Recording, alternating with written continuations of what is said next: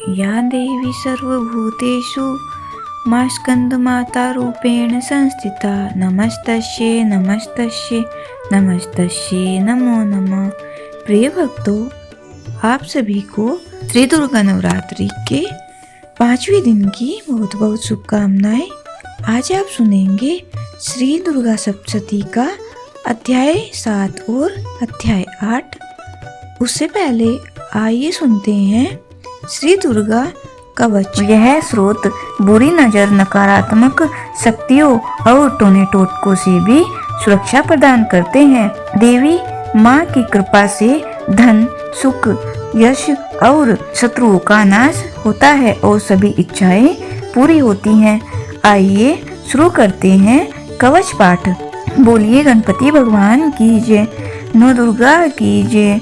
दुर्गा कवच। मार्कंडेय जी ने कहा, पितामह, जो इस संसार में परम गोपनीय तथा सभी मनुष्यों की एक प्रकार से रक्षा करने वाला है और जो अब तक आपने दूसरे किसी के सामने प्रकट न किया हो, ऐसा कोई साधन मुझे बताइए। ब्रह्मा जी बोले, ब्राह्मण, ऐसा साधन तो एक देवी का कवच ही है जो गोपनीय से भी परम गोपनीय, पवित्र और संपूर्ण प्राणियों का उद्धार करने वाला है। महामुने, उसे श्रवण करो। देवी की 9 मूर्तियां हैं जिन्हें नवदुर्गा कहते हैं। उनके पृथक पृथक अलग अलग नाम बतलाए जाते हैं। प्रथम नाम शैलपुत्री है, दूसरी मूर्ति का नाम ब्रह्मचारिणी है, तीसरा स्वरूप चंद्रघंटा के नाम से प्रसिद्ध है, चौथी मूर्ति को कुष्मांडा कहते हैं, पांचवी दुर्गा का नाम स्कंद माता, देवी के छठे रूप को कात्यायनी कहते हैं, सातवां कालरात्रि और आठवां स्वरूप महागौरी के नाम से प्रसिद्ध है। नवी दुर्गा का नाम सिद्धिदात्री है। यह सब नाम सर्वज्ञ महात्मा वेद भगवान के द्वारा ही प्रतिपादित हुए हैं। जो मनुष्य अग्नि में जल रहा हो, रणभूमि में शत्रु से घिर गया हो, विषम संकट में फंस गया हो तथा इस प्रकार भय से आतुर होकर जो भगवती की शरण में प्राप्त हुए हों, उनका कभी अमंगल नहीं होता। युद्ध के समय में संकट में पड़ने पर भी उनके ऊपर कोई विपत्ति नहीं दिखाई देती। उन्हें शोक, दुख और भय की प्राप्ति नहीं होती। जिन्होंने भक्ति पूर्वक देवी स्मरण किया है, उनका निश्चय ही अभ्युदय होता है। देवेश्वरी, जो तुम्हारा चिंतन करते हैं, उनकी तुम निसंदेह रक्षा करती हो। चामुंडा देवी प्रेत पर आरूढ़ होती है, वाराही भैंसे पर सवारी करती है। इंद्री का वाहन ऐरावत हाथी है। वैष्णो देवी गरुड़ पर ही आसन जमाती है। माहेश्वरी वृषभ पर आरूढ़ होती है। कुमारी का वाहन मयूर है। भगवान विष्णु की प्रियतमा लक्ष्मी देवी कमल के आसन पर विराजमान है और हाथों में कमल धारण किए हुए है। वृषभ पर आरुश्वरी देवी ने श्वेत रूप धारण कर रखा है। ब्राह्मी देवी हंस पर बैठी हुई है और सब प्रकार के आभूषणों से विभूषित है। इस प्रकार यह सभी माताएं सब प्रकार की योग शक्तियों से संपन्न हैं। इनके सिवा और भी बहुत सी देवियां हैं जो अनेक प्रकार के आभूषणों की शोभा से युक्त तथा नाना प्रकार के रत्नों से सुशोभित हैं। यह संपूर्ण देवियां क्रोध में भरी हुई हैं और भक्तों की रक्षा के लिए रथ पर बैठी दिखाई देती हैं। यह शंख, चक्र, गदा, शक्ति, हल्द और मूसल, खेचक और तोमर, परशु, पास, कुंत और त्रिशूल एवं उत्तम सारंग, धनुष आदि अस्त्र शस्त्र अपने हाथों में धारण करती हैं। दैत्यों के शरीर का नाश करना, भक्तों को अभयदान देना और देवताओं का कल्याण करना, यही उनके शास्त्र धारण का उद्देश्य है। महान रौद्र रूप, अत्यंत घोर पराक्रम, महान बल और महान उत्साह वाली देवी, तुम महान भय का नाश करने वाली हो। तुम्हें नमस्कार है। तुम्हारी ओर देखना भी कठिन है। शत्रुओं का भय बढ़ाने वाली जगदम्बिके, मेरी रक्षा करो। पूर्व दिशा में इंद्र शक्ति मेरी रक्षा करे। अग्निकुंड में अग्नि शक्ति मेरी रक्षा करे। दक्षिण दिशा में वाराही तथा नैऋत्य कोण में खड़ग धारिणी मेरी रक्षा करे। पश्चिम दिशा में वारुणी और वायव्य कोण में मृग पर सवारी करने वाली देवी मेरी रक्षा करे। उत्तर दिशा में कौमारी और ईशान कोण में शूलधारिणी रक्षा करे। ब्रह्माणी तुम ऊपर की ओर से मेरी रक्षा करो और वैष्णवी देवी नीचे की ओर से मेरी रक्षा करें। इसी प्रकार सब को अपना वाहन बनाने वाली चामुंडा देवी दसों दिशाओं में मेरी रक्षा करें। जया आगे से और विजया पीछे की ओर से मेरी रक्षा करे। वाम भाग में अजित और दक्षिण भाग में अपराजिता रक्षा करें। उद्योतिनी सिख की रक्षा करें। उमा मेरे मस्तक पर विराजमान होकर रक्षा करे। ललाट में मालाधारी रक्षा करें और यशवनी मेरी भुओं का संरक्षण करें। भुओं के मध्य भाग में त्रिनेत्रा और नथुनों की यम घंटा देवी रक्षा करें। दोनों नेत्रों के मध्य भाग में शंकिनी और कानों में द्वारवासिनी रक्षा करें। कालिका देवी कपोलों की रक्षा करें तथा भगवती शंकरी कानों के मूल भाग की रक्षा करें। नासिका में सुगंधा और ऊपर के होठ में चर्चिका देवी रक्षा करें। नीचे के होठ में अमृत कला तथा जिह्वा में सरस्वती देवी रक्षा करे। कौमारी दांतों की और चंडिका कंठ प्रदेश की रक्षा करे। त्रिघंटा गले की घंटी की और महामाया तालु की रक्षा करे। कुमाक्षी ठोड़ी की सर्वमंगला वाणी की रक्षा करे। भद्रकाली गर्दन की और धनुर्धरी पीठ के मेरुदंड की रक्षा करे। कंठ के भारी भाग की नीलग्रीवा और कंठ की नली की नलकुबरी रक्षा करे। दोनों कंधों की खड़गिनी और वज्रधारिणी मेरी दोनों बाहों की रक्षा करे। दंडिनी दोनों हाथों की और अंबिका देवी समस्त उंगलियों की रक्षा करे। सुलेश्वरी देवी संपूर्ण नखों की। कुलेश्वरी देवी मेरी कुक्षी की रक्षा करे। महादेवी दोनों स्तनों की। शोक विनाशिनी मन की रक्षा करे। ललिता देवी हृदय की। शूलधारिणी उदर की रक्षा करे। कामिनी देवी नाभि की। गुह्येश्वरी गुह्य स्थापना की। पूतना और कामिका लिंग की और महिषवाहिनी गुदा की रक्षा करे। संपूर्ण इच्छाओं को पूर्ण करने वाली महाबला देवी दोनों जंघाओं की रक्षा करें। विंध्यवासिनी दोनों घुटनों की और तेजसी देवी दोनों पांवों के पृष्ठभाग की। श्रीधरी पांव की उंगलियों की।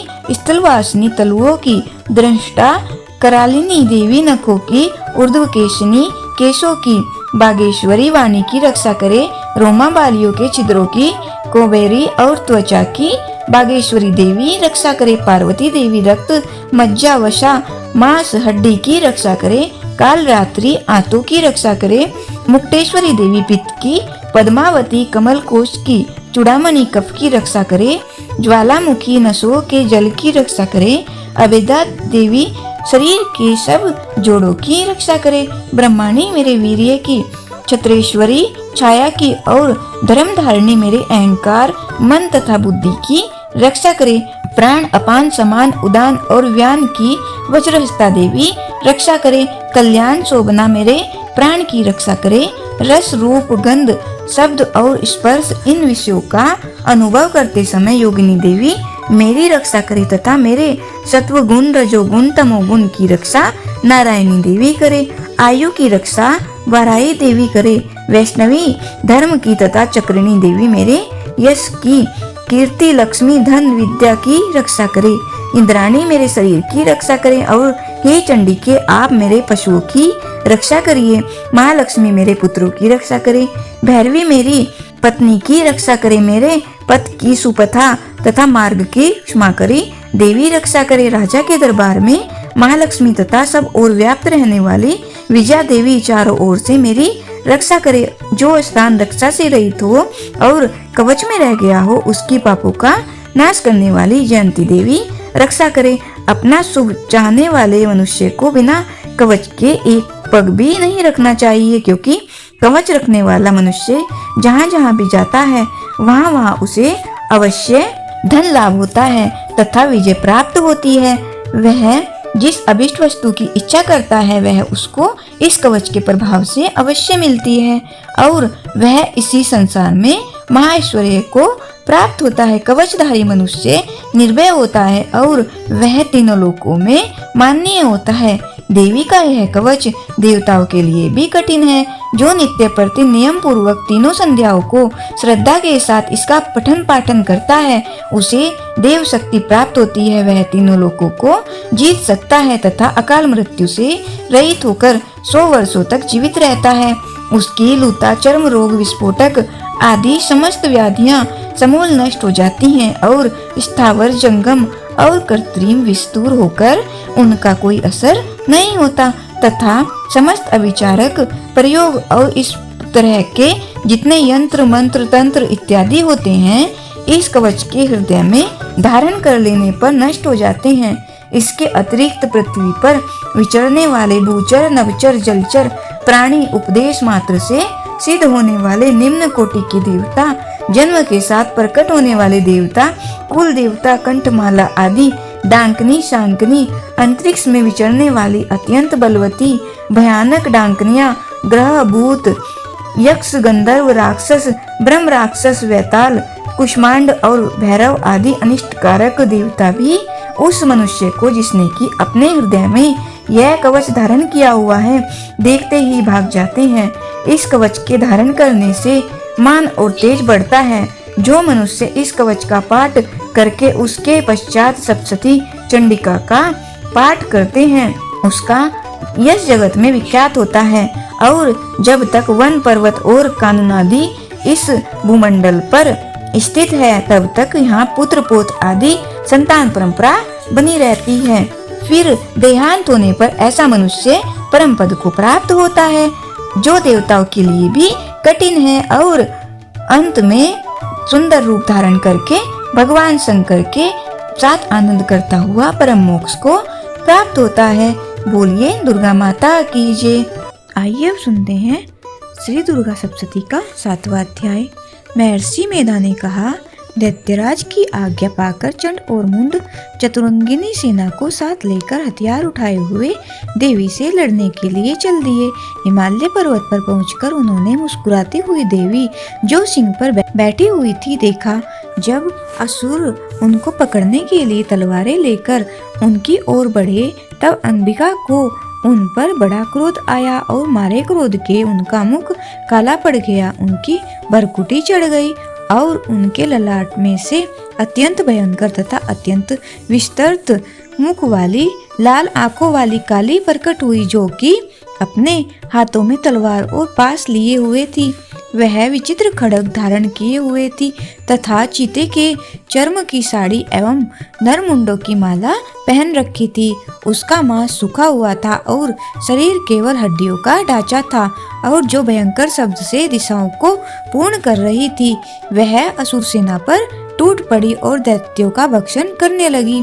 वह पाशुर वृक्ष को अंकुशधारी महावतों, हाथियों पर सवार योद्धाओं और घंटा सहित हाथियों को एक हाथ में पकड़कर अपने मुंह में डाल रही थी और इसी प्रकार वह घोड़ों, रथों, सारथियों व रथों में बैठे हुए सैनिकों को मुंह में डालकर भयानक रूप से चबा रही थी। किसी के केस पकड़कर, किसी को पैरों से दबाकर और किसी दैत्य को छाती से मसलकर मार रही थी। वह दैत्य के छोड़े हुए बड़े बड़े अस्त्र शस्त्रों को मुंह में पकड़कर और क्रोध में भरकर उनको दांतों से पीस रही थी। उसने कई बड़े बड़े असुर भक्षण कर डाले, कितनों को रोन डाला और कितनी उसकी मार के मारे भाग गए, कितनों को उसने तलवार से मार डाला, कितनों को अपने दांतों से समाप्त कर दिया। और इस प्रकार से देवी ने क्षण भर में संपूर्ण दैत्य सेना को नष्ट कर दिया।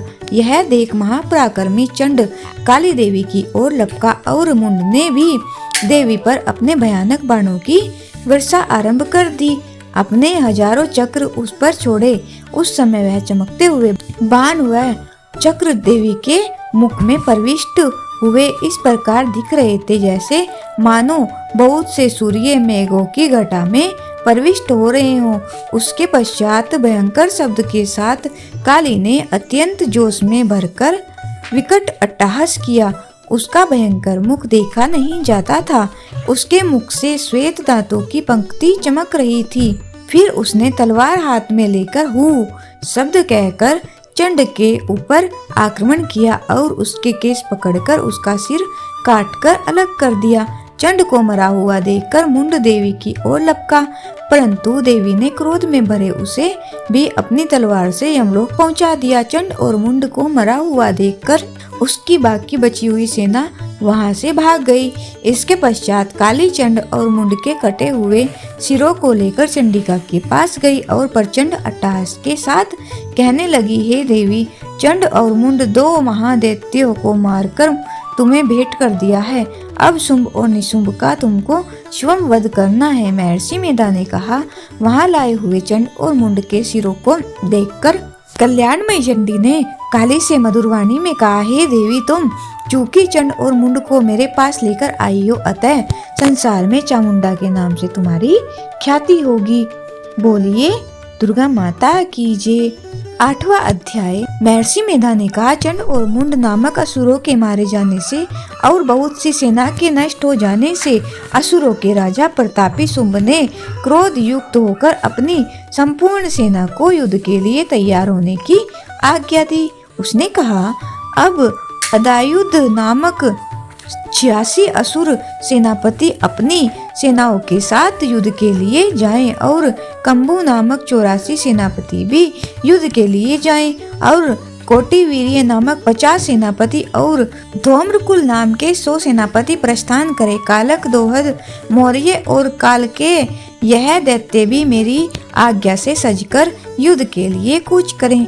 भयानक शासन करने वाला असुर का स्वामी शुंभ इस प्रकार आज्ञा देकर बहुत बड़ी सेना के साथ युद्ध के लिए चला। उसकी सेना को अपनी ओर आता देखकर चंडिका ने अपनी धनुष के टंकोर से पृथ्वी और आकाश के बीच का भाग गुंजा दिया। हे राजन, इसके पश्चात देवी के सिंह ने दहाड़ना आरंभ कर दिया और अंबिका के घंटे के शब्दों ने उस ध्वनि को और भी बढ़ा दिया। धनुष की टंकार, शेर की दहाड़ और घंटे के शब्द से पृथ्वी और आकाश के बीच का भाग गूंज उठा। इसके साथ ही देवी ने अपने मुख को और भी भयानक बना लिया। ऐसे भयंकर शब्द को सुनकर राक्षसी सेना ने देवी तथा सिंह को चारों ओर से घेर लिया। हे राजन, उस समय दैत्यों के नाश के लिए और देवताओं के हित के लिए ब्रह्मा, शिव, कार्तिकेय, विष्णु तथा इंद्र आदि देवी की शक्तियां जो अत्यंत पराक्रम और बल से संपन्न थी, उनके शरीर से निकलकर उसी रूप में चंडिका देवी के पास गई।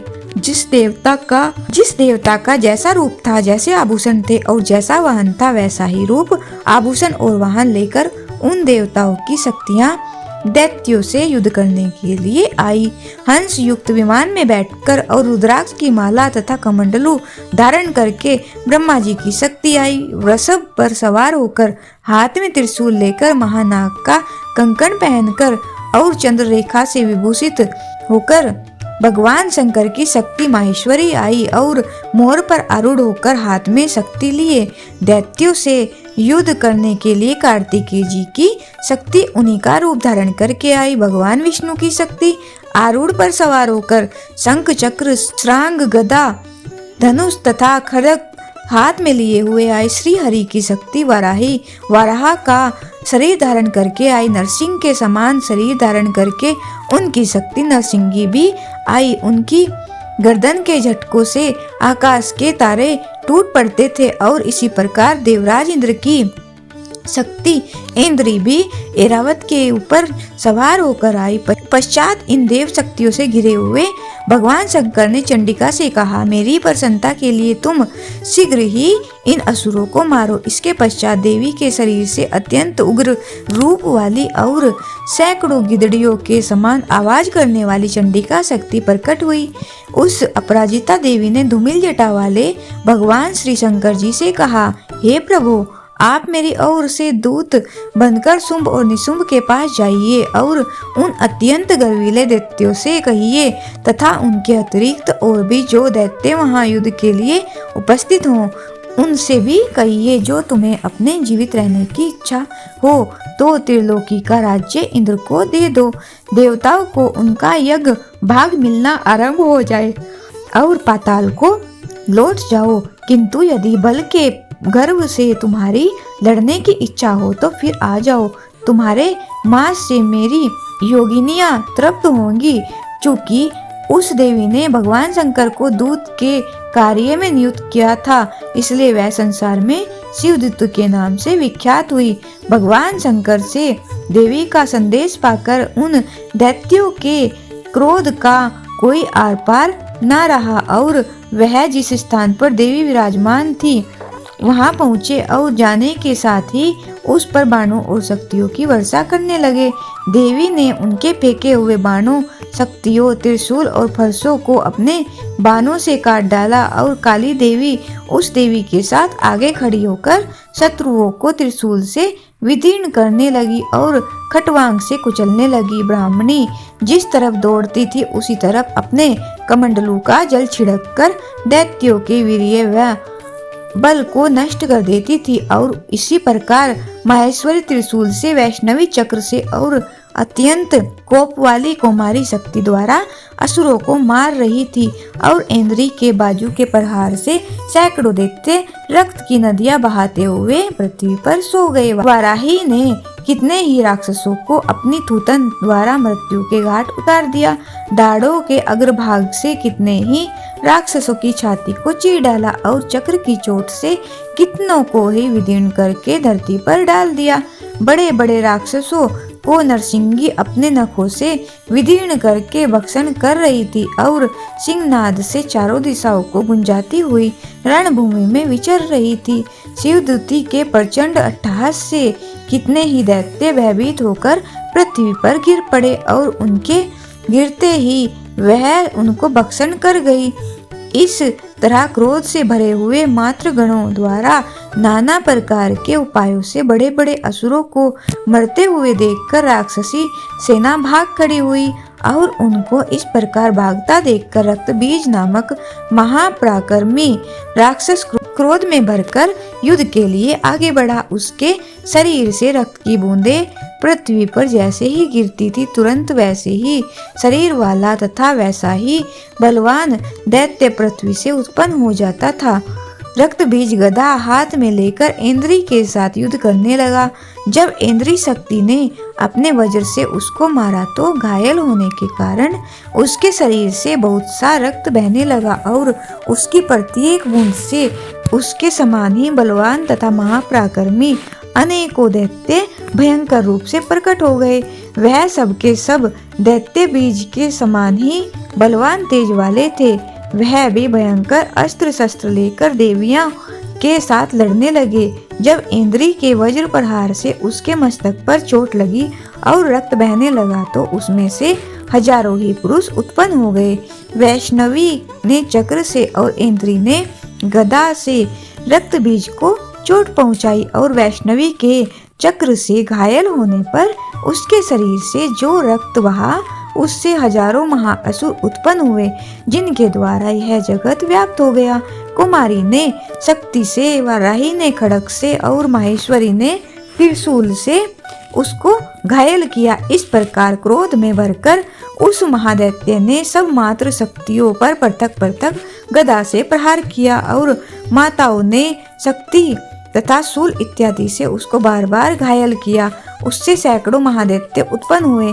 इस प्रकार उस रक्त बीज के रुधिर से उत्पन्न हुए असुरों से संपूर्ण जगत व्याप्त हो गया, जिससे देवताओं को भय हुआ। देवताओं को भयभीत देखकर चंडिका ने काली से कहा, हे चामुंडे, अपने मुख को बड़ा करो और मेरे शस्त्र घात से उत्पन्न हुए रक्त बिंदुओं तथा रक्त बिंदुओं से उत्पन्न हुए महासुरों को तुम अपने इस मुख में भक्षण करती जाओ।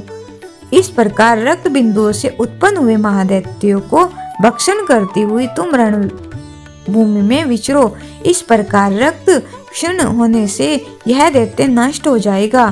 तुम्हारे भक्षण करने के कारण अन्य दैत्य नहीं होंगे। काली से इस प्रकार कहकर चंडिका देवी ने रक्त बीज पर अपने त्रिशूल से प्रहार किया और काली देवी ने अपने मुख में उसका रक्त ले लिया।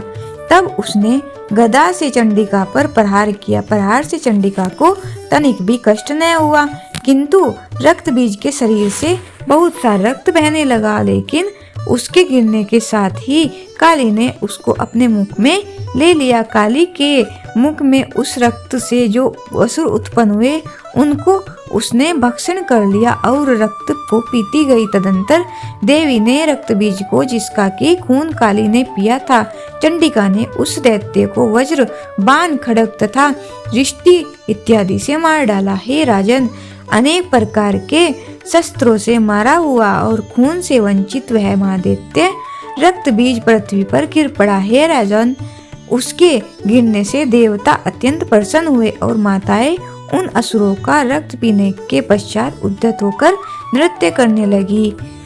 बोलिए दुर्गा माता की जय। नमो नमो दुर्गे सुखकरणी, नमो नमो अम्बे दुखहरणी। निरंकार है ज्योति तुम्हारी, त्यों लोक फैली उजियारी। ससील लाट मुख महाविशाला, नेत्र लाल भरकुटी विकराला। रूप मातु को अधिक सुहावे, दरस करे जन अति सुख पावे। तुम संसार शक्ति लोकीना, पालन हेतु अनधन दीना। अन्नपूर्णा हुई जगपाला, तुम ही आदि सुंदरी बाला। प्रलय काल सब नाशनहारी, तुम गौरी शिव शंकर प्यारे। शिव योगी तुम हरे, गुण गावे ब्रह्मा विष्णु तुम्हें नित ध्यावे। रूप सरस्वती का तुम धारा, दे सुबुद्धि ऋषि मुनिनन उबारा। धरे रूप नरसी को अम्बा, प्रगट भई फाड़ी के खंबा। रक्षा कर प्रहलाद बचायो, हिरण्याकुश को स्वर्ग पठायो। लक्ष्मी रूप धरो जग माही, श्री नारायण अंग समाही। क्षीर सिंधु में करत विलासा, दया सिंधु दीजे मन आशा। हिंगलाज में तुम्ही भवानी, महिमा अमित न जाए बखानी। मातंगी धुमावती माता, भुवनेश्वरी बगला। सुखदाता श्री भैरवतारा, जगतारिणी छिन्न भाल बहु दुख निवारणी। केरी वाहन सो भवानी, लांगुर वीर चलत अगवानी। कर में खप्पर खंग विराजे, जाको देख काल डर भाजे। सोहे अस्त्र और त्रिशूला, जाते उठत शत्रु ही सूला। नगर कोट में तुम्ही विराजत, तिहु लोक में डंका बाजत। शुंभ निशुंभ दानव तुम मारे, रक्त बीज शंखन संगारे। महिषासुर अति अभिमानी, जेहि अगभार मई अकुलानी। रूप कराल काली को धारा, सेन सहित तुम तेहि संहारा। परिगाढ़ संतन पर जब जब, भई सहाय मातु तुम तब तब। अमरपुरी अरुबा सब लोका, तब महिमा सब रही अशोका। ज्वाला में है ज्योति तुम्हारी, तुम्हें सदा पूजे नर नारी। प्रेम भक्ति से जो जस गावे, दुख दारिद्र निकट नहीं आवे। ध्यावे तुम्हें जो नर मन लाही, जोगी सुर मुनि कहत पुकारी। युग न होए बिन शक्ति तुम्हारी, शंकर आश्रय तब कीनो। काम क्रोध जित सब लीनो, निश्चिन ध्यान धरो शंकर को। काऊ काल नहीं सुमिरो तुमको, शक्ति रूप को मरम न पायो। गई शक्ति तब मन पछतायो, शरणागति को कीर्ति बखानी। जय जय जय जगदम्ब भवानी, भई प्रसन्न आदि जगदम्बा। दई शक्ति नहीं किने विलंबा, मोको मातु कष्ट अति घेरो। तुम बिन कौन हरे दुख मेरा, आशा तृष्णा निपट सतावे। ऋतु मूरख मोहि अति डर पावे। शत्रुनाश की जय महारानी, सुमरो एक चित तुम्हें भवानी। करो कृपा हे मातु दयाला, रिद्धि सिद्धि दे करो निहाला। जन्म जन्म में तब फल पाऊं, तुम्हारो जस में सदा सुनाऊं। दुर्गा चालीसा जो गावे, सब सुख भोग परम पद पावे। देवी दास शरण निज जानी, करहु कृपा जगदम्ब भवानी। शरणागत रक्षा करे, भक्त रहे निशंक। मैं आया तेरी शरण में, मातु लीजिए अंक। जय अम्बे गौरी मैया, जय श्यामा गौरी। तुमको निस दिन ध्यावत, हरि ब्रह्मा शिव जी। जय अम्बे गौरी, मांग सिंदूर विराजत। टीको मृग मद को, उज्ज्वल से नैना। चंद्र बदननी को। जय अम्बे गौरी, कनक समान कलेवर। रक्तांबर राजे, रक्त पुष्प गलमाला।